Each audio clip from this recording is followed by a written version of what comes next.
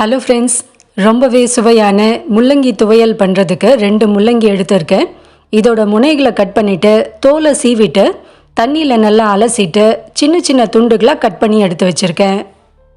துவையல் அரைக்க தேவையான பொருட்கள் என்னென்னு பார்த்தீங்கன்னா, ஒரு வெங்காயம், பாதி தக்காளி, ஒரு 4 பத்தை தேங்காய், கொஞ்சமாக புளி, ஒரு 5 பல் பூண்டு, அரை ஆழாக்கு கடலைப்பருப்பு அப்படி இல்லைன்னா உளுத்தம் பருப்புலையும் பண்ணலாம்.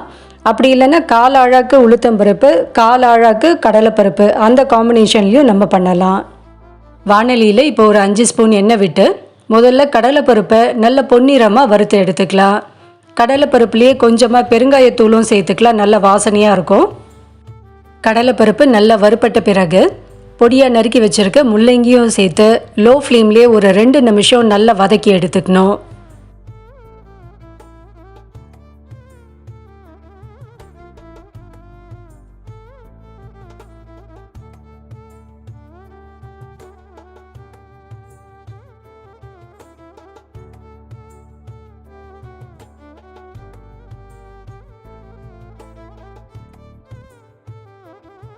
முள்ளங்கியை இது மாதிரி எண்ணெயிலே நல்லா வதக்கும் போது கொஞ்சம் கூட பச்சை வாசனை இருக்காது.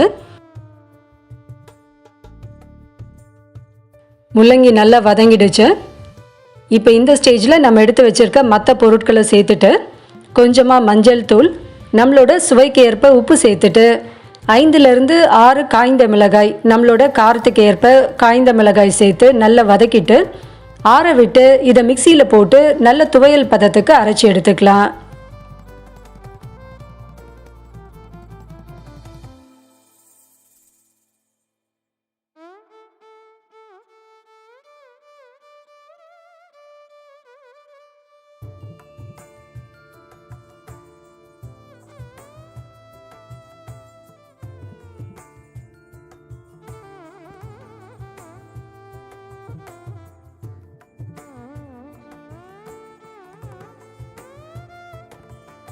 கடலைப்பருப்பு சேர்த்துருக்கிறதுனால துவையல் கொஞ்சம் கெட்டியாக இருக்கும். அதனால் அரைக்கும்போது கொஞ்சம் தண்ணி சேர்த்து தலை அரைச்சி எடுத்துக்கணும்.